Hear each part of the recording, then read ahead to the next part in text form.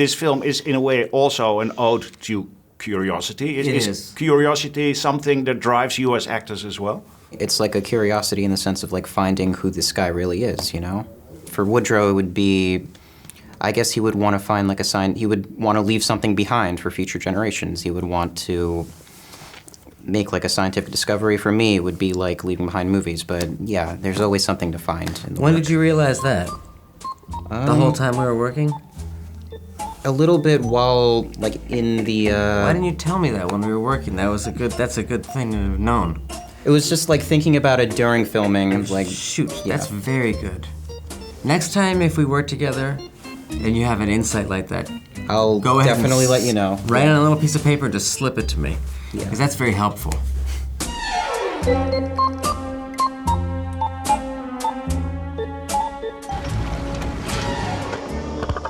You're not here. We're not there. The car exploded. Come get the girls. I have to stay here with Woodrow. I'm not the chauffeur. I'm the grandfather. Where are you? Asteroid City, Farm Route 6, mile 75. Junior stargazers and space cadets. Each year, we celebrate Asteroid Day, commemorating September 23rd, 3007 BC, when the arid plains meteorite made Earth impact.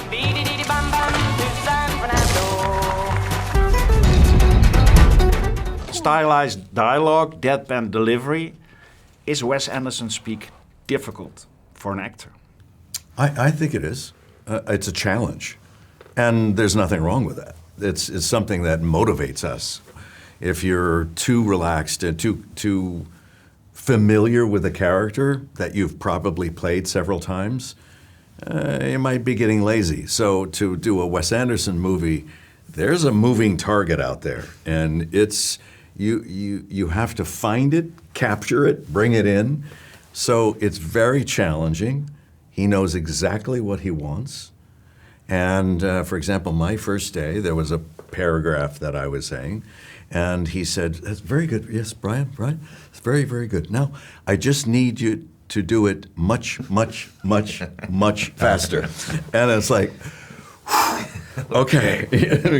and so his style is not easy to do, but if you hit it, then it's like hitting the bullseye of a target that you are really hoping to nail, and it feels really wonderful. Mm-hmm. Wes is able to hear the music of a line because he wrote them in a way that is very, very specific. But when you hit it right, it's a bit like your first violin in Rachmaninoff, and that's it, and he's the conductor. It's like, woof.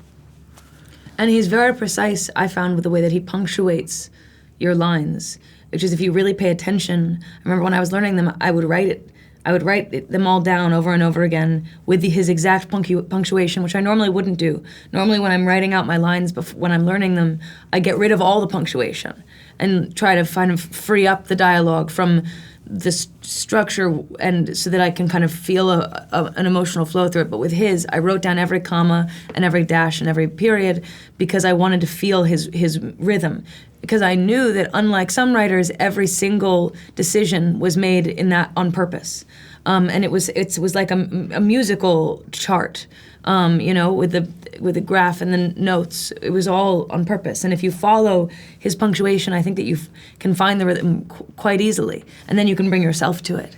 And I don't know, I loved it. It's demanding, as well, as Bryan said, because he wants it as he wants it.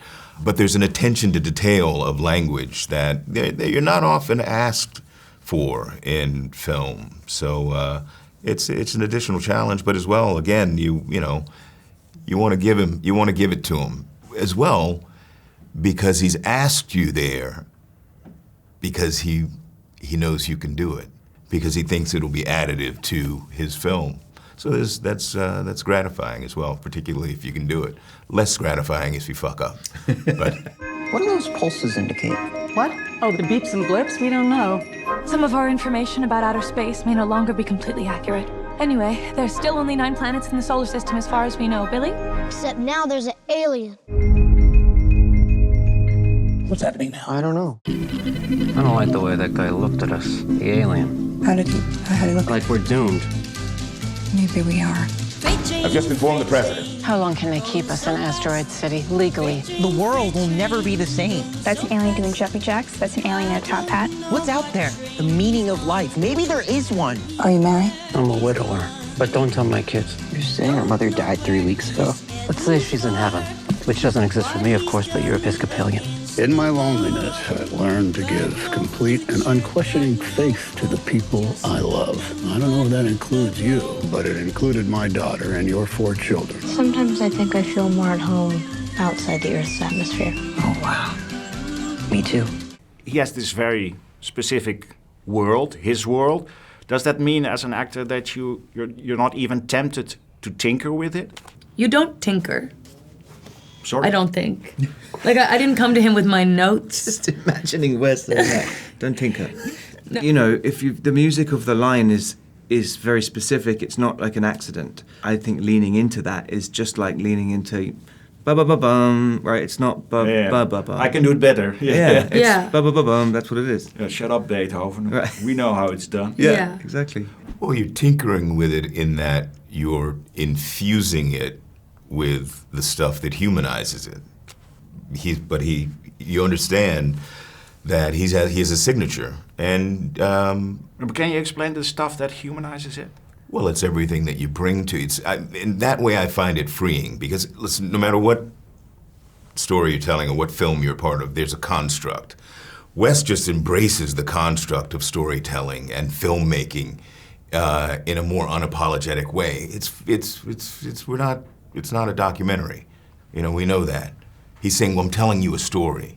And in the performance, there's an aspect of theatricality, perhaps, but if you infuse it with, the human qualities, the emotion, the thoughts, then... And humor, just because... And humor and irony. Something is specific and written to be specific, you can't just interpret that because you have it mapped out. That has to flow, and it has to flow at a pace with interactions with other actors as well. Because ultimately, the film itself, that style, your performance, becomes a vessel for something human.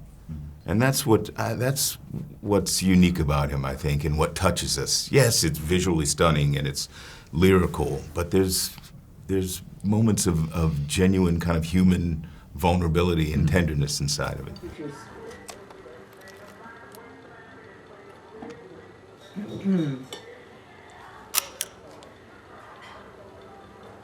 You took a picture of me. Uh-huh. Why? I'm a photographer. You didn't ask permission. I never ask permission. Why not? Because I work in trenches, battlefields, and combat zones. Really? Uh-huh. You mean you're a war photographer? Mostly. Sometimes I cover sporting events. My name is Augie Steenbeck. Mm-hmm. What are you going to do with it? That picture? Well, if it's any good, I guess I'll try to sell it to a magazine, now that you mention it. Midge Campbell, eating a waffle. As actors, you would like to connect and convey emotion, but in a way, he prohibits you from showing that emotion. Is that difficult as an actor, maybe? I don't agree. I was going to say I disagree. Yeah, no, I don't agree that he prohibits it at all. In fact, I think the opposite. It's like a scaffold, and then within that scaffold there has to be the truth of the scene, the emotion between the characters. But by creating a world which is so exactingly constructed, it actually gives you more freedom once you're inside it. If you were to say to me, like, write down 100 songs that I like for you, that would be so hard. But if you said, write down 10 songs for me about shoes, I would find that to be such an amazing challenge because I could really be thinking about which song about shoe. And I think there's something like that with this kind of a movie and these kinds of, that because it's so specific, within it there are so many, I prefer it, to be honest with you, because it's more emotion, more places to find things, more things to uncover because it's so focused. It's to me, it's like, oh, I don't know, maybe it's an unusual thing, but it's more liberating than if someone just said, like, go say anything you want. Yeah. It's almost like that's more stifling in a way. Oh.